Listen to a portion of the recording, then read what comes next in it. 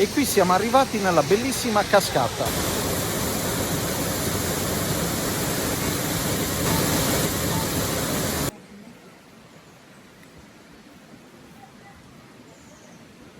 Tecnicamente un tassone. Sì, infatti.